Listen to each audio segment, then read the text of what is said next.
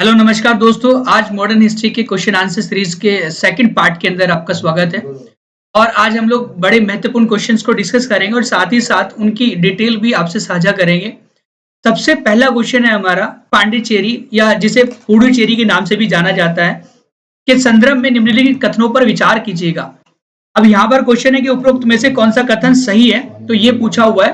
तो ऑप्शन हम लोग पढ़ लेते हैं कि पांडिचेरी पर कब्जा करने वाली पहली यूरोपियन शक्ति क्या पुर्तगाली थी?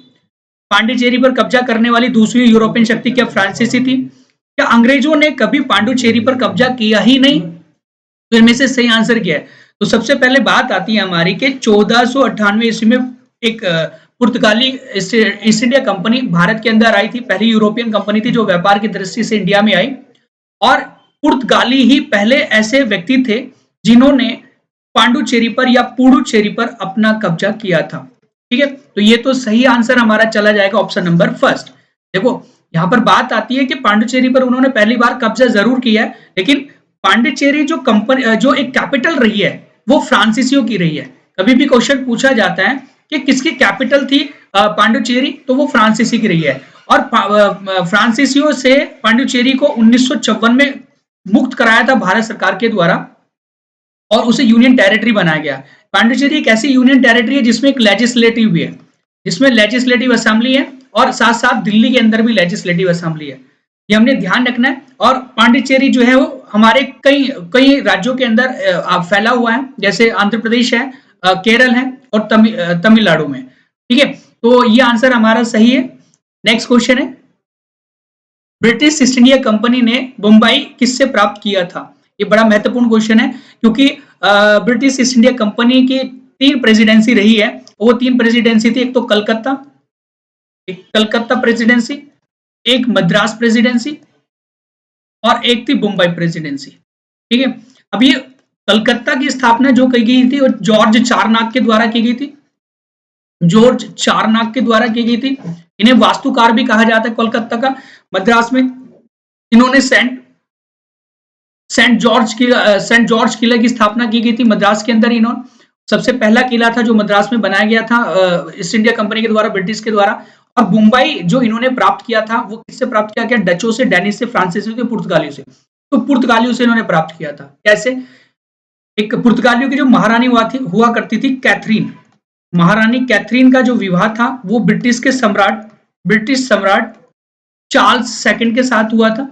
चार्ल्स सेकंड के साथ में इनका विवाह हुआ था और इस विवाह के दौरान ही मुंबई को पुर्तगालियों ने चार्ल्स सेकंड को गिफ्ट कर दिया था।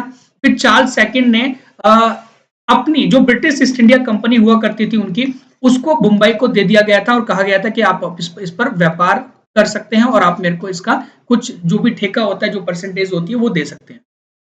तो लीज पर दे दिया गया था मुंबई को ईस्ट इंडिया कंपनी को चार्ल्स सेकंड ने। और चार्ल्स सेकंड को कहां से प्राप्त हुई थी? वो कैथरीन के साथ में शादी करके तब पुर्तगालियों ने मुंबई को चार्ल्स सेकंड को गिफ्ट किया था। अगला क्वेश्चन है, निम्नलिखित सूचियों का वर्णन कीजिएगा। इसमें क्या चीज किससे मेल खाती है? यहाँ पर कुछ स्थान दिए गए हैं, कुछ यहाँ पर यूरोपियन कंपनी दी गई है और तो कौन सी यूरोपियन कंपनी का मुख्यालय कहां पर था, ये करके क्वेश्चन है। तो पांडुचेरी जो है वो किसका? फ्रेंच के पास रहा था। गोवा किसके पास था? वो पुर्तगालियों के पास हुआ करता था। ट्राने बार जो हुआ करता था वो होता था हमारे डेनिस के पास में। और मद्रास जो था वो हमारा डचों के पास होता था। तो यहाँ पर ये मुख्यालय के आधार पर क्वेश्चन पूछा गया, तो ऑप्शन नंबर हमारा फर्स्ट जाएगा सही। क्यों? क्योंकि पांडिचेरी जो है हमारा ए ऑप्शन है और इसका जो है वो फ्रेंच है। गोवा जो है हमारा ए पुर्तगाल के पास था, तीसरा है। और चौथा सी का हमारा चौथा है। ट्राइनकोर जो था हमारा डेनिस के पास हुआ करता था और मद्रास डचों के पास। राइट आंसर हमारा फर्स्ट है। अगला क्वेश्चन है, फ्रांसीसी ईस्ट इंडिया कंपनी जो संस्थापित हुई थी वो किसके टाइम पीरियड में हुई थी, ये करके क्वेश्चन है। लुई 14 के टाइम में, लुई 13 के टाइम पर, लुई 15 के टाइम पर या लुई 16 के टाइम पर? ये यहाँ पर फ्रांसीसी एक राजा हुआ करते थे। और किस राजा के टाइम पर फ्रांसीसी ईस्ट इंडिया कंपनी स्थापित हुई थी? तो मैं आपको बात करूं तो यहाँ पर लुई 14 आपका आंसर लगेगा। कई बार एग्जाम में भी क्वेश्चन आया हुआ है कि फ्रांसीसी ईस्ट इंडिया कंपनी की स्थापना कब हुई थी, तो 1664 ईस्वी में हुई थी। और लुई 14 के जो मंत्री हुआ करते थे कालबर्ट, कार्ल बर्ट ने फ्रांसीसी ईस्ट इंडिया कंपनी की स्थापना करी थी और ये फ्रांसीसी ईस्ट इंडिया कंपनी 1667 ईस्वी में भारत के अंदर आई, 1667 ईस्वी में। और इन्होंने अपनी पहली फैक्ट्री कहां पर स्थापित करी थी? तो सूरत के अंदर ही स्थापित करी थी इन्होंने। भारत के अंदर दो बड़ी यूरोपियन कंपनी का कंपटीशन हुआ था, एक तो फ्रांसीसी थी और एक ईस्ट इंडिया कंपनी। इनके बीच में कर्नाटक वॉर भी हुए थे, कर्नाटक युद्ध भी हुए थे और इन कर्नाटक युद्ध का वर्णन भी हम आपसे करेंगे अगले कुछ क्वेश्चंस के अंदर ही।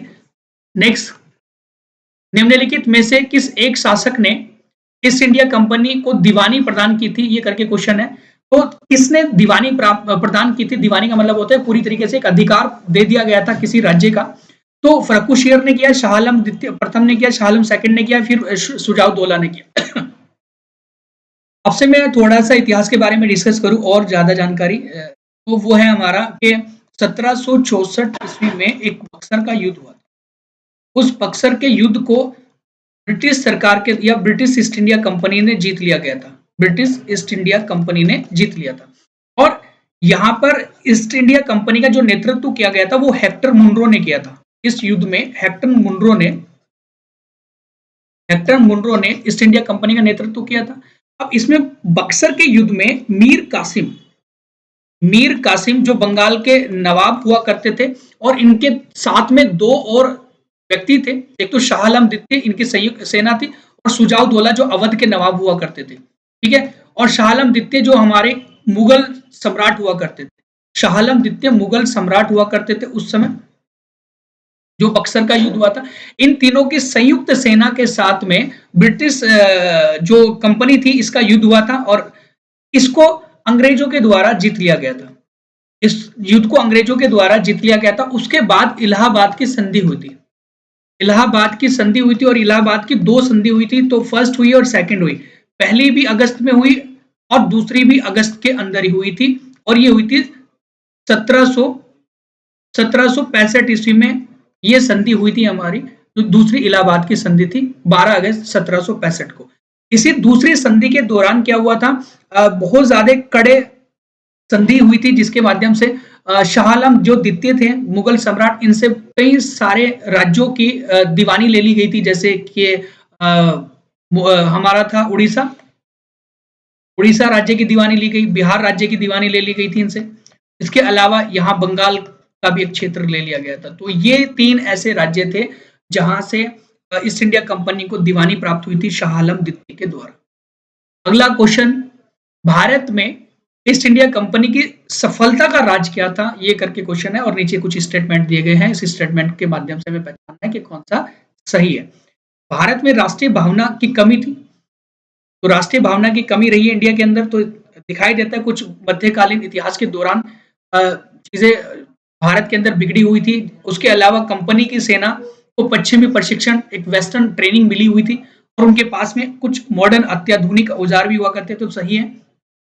भारतीय सैनिकों में राष्ट्रीय भावना का अभाव था, ठीक है, जिसके फलस्वरूप वो कहीं पर भी अपना काम करने के लिए उनके सामने अंग्रेजों के सामने झुकना शुरू कर देते थे। उपरोक्त तीनों ऑप्शन इसमें हमारे सही है। ये ईस्ट इंडिया कंपनी की सफलता का राज है भारत के। अगला क्वेश्चन है कि लंदन में जब ईस्ट इंडिया कंपनी की स्थापना हुई थी, उसका गठन हुआ था, उस समय भारत के बादशाह कौन हुआ करते थे या फिर मुगल बादशाह कौन हुआ करते थे? क्या अकबर थे, जहांगीर थे, शाहजहां थे या औरंगजेब थे? तो ईस्ट इंडिया कंपनी की स्थापना की मैं बात करूं तो 1599 ईस्वी में इसकी शुरुआत हुई थी और उसके बाद 1600 ईस्वी में इसकी स्थापना हो चुकी थी और महारानी एलिजाबेथ जो फर्स्ट थी उनके द्वारा एक इसकी स्थापना कराई गई थी और इसमें कुछ प्राइवेट कंपनियों के शेयर भी हुआ करते थे। और इसके बाद महारानी एलिजाबेथ ने ही पूर्वी देशों में व्यापार करने की अनुमति दी थी इस ईस्ट इंडिया कंपनी को। भाई अगर हम बात करें कि हमारे भारत से ब्रिटेन कहां पर पड़ता है, यूके कहां पर पड़ता है, वो है पश्चिम में, और इनके लिए हम लोग कहां पर पड़ते हैं, पूर्व में। तो पूर्वी देशों में व्यापार करने की जो एक इन्होंने अधिकार दिया था वो महारानी एलिजाबेथ ने दिया था। और अब मैं बात करूं इनमें से किस शासक का टाइम पीरियड 1600 ईस्वी के आसपास था, तो वो था अकबर का। अकबर का टाइम पीरियड कैसे था, क्योंकि अकबर का समय जो रहा है वो 1556 से लेकर 1605 ईस्वी तक रहा है। अब 1556 से लेकर 1605 ईस्वी तक रहा है, तो 1600 ईस्वी तो इसी के बीच में आता है।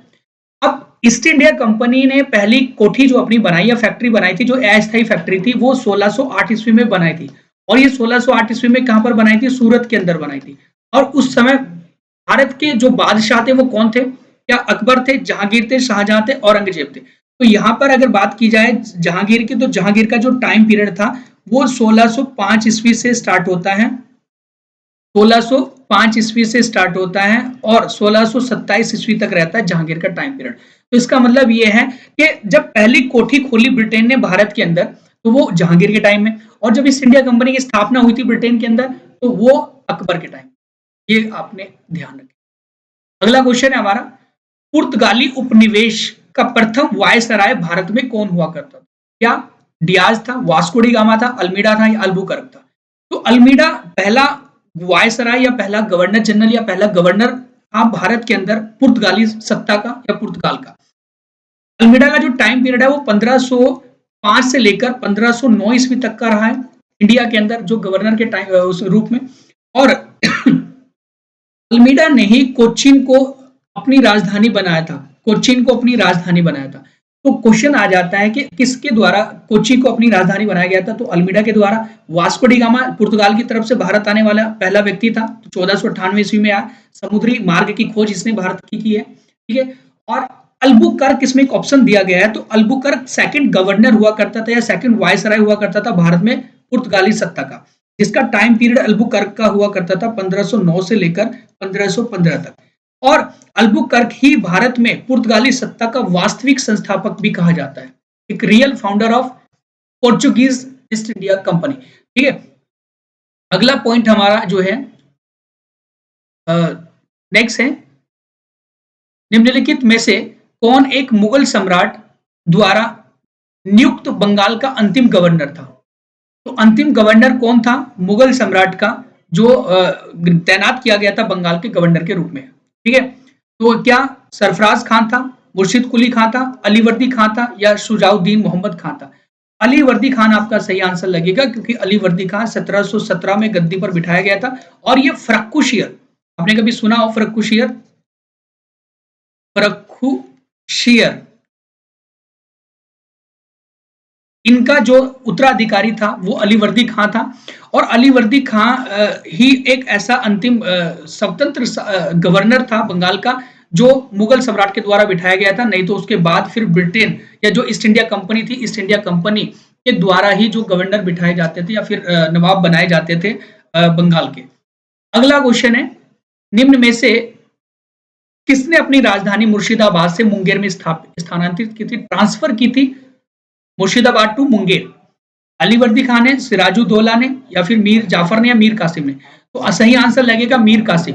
मीर कासिम ने अपनी राजधानी मुर्शिदाबाद से लेकर मुंगेर में स्थानांतरित कर दी गई थी। वो क्यों की थी?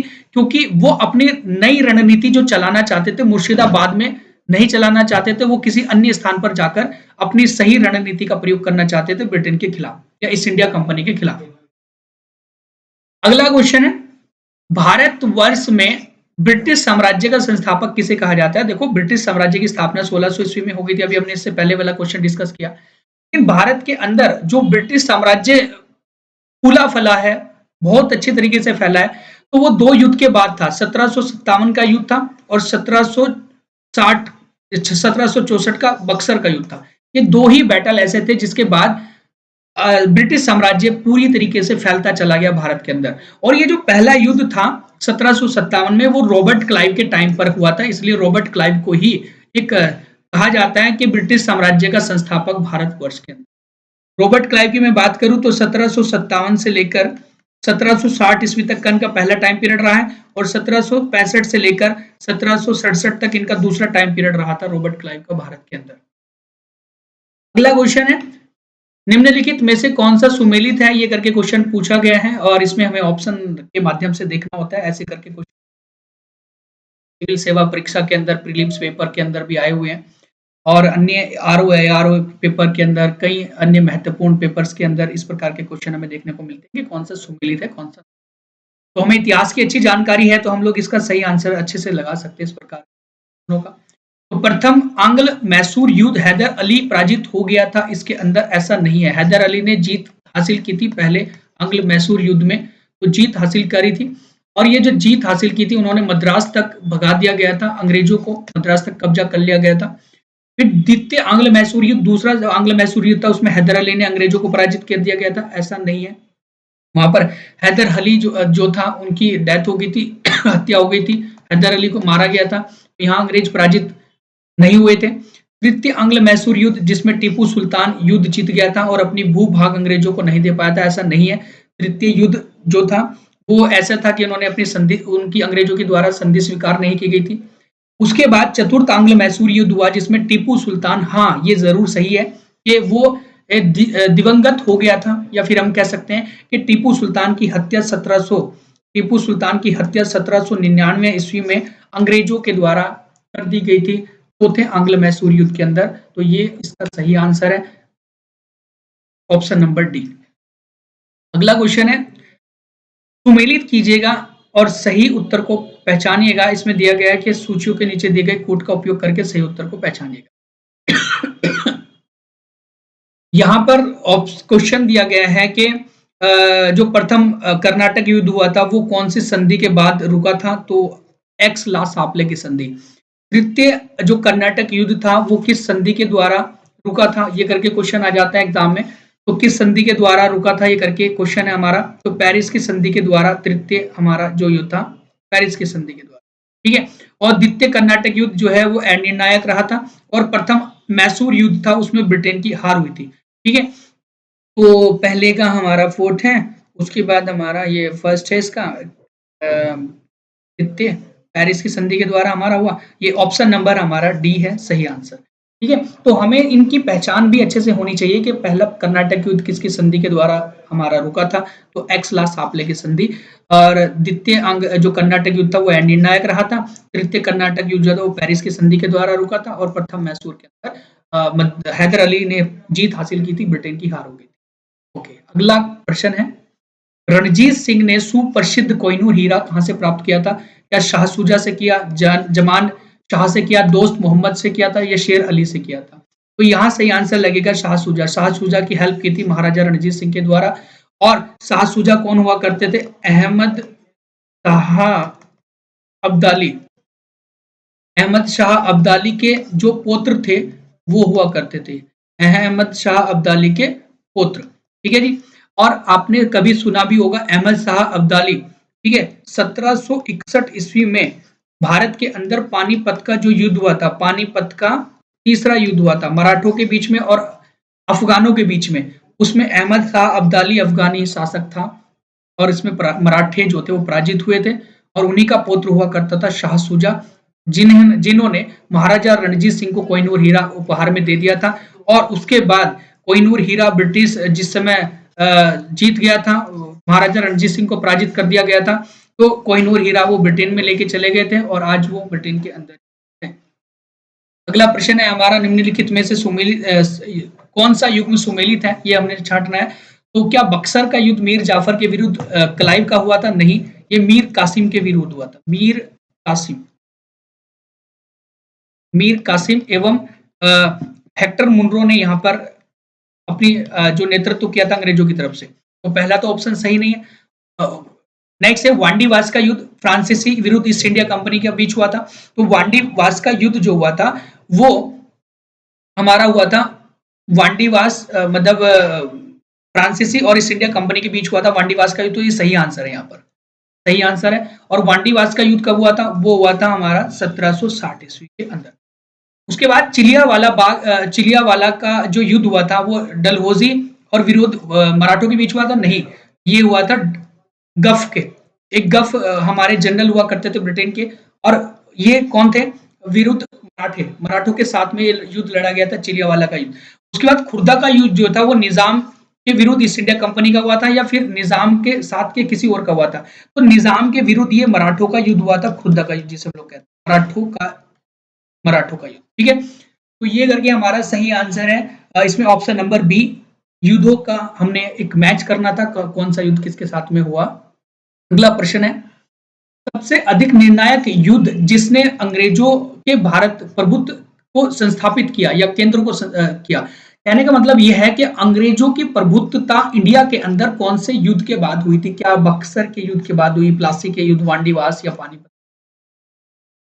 आंसर हमारा सही जाएगा प्लासी के युद्ध के बाद। ये पहला युद्ध था 1757 में जो लड़ा गया था और सिराजुद्दौला के विरुद्ध ये लड़ा गया। सिराजुद्दौला के विरुद्ध ये युद्ध लड़ा गया था और रॉबर्ट क्लाइव अंग्रेजों की तरफ से नेतृत्व कर रहे थे इस युद्ध में, और एक प्रकार का षड्यंत्र रचा गया था सिराजुद्दौला के खिलाफ रॉबर्ट क्लाइव के द्वारा, मीर जाफर के द्वारा, जो मीर जाफर हुआ करते थे सिराजुद्दौला के सेनापति।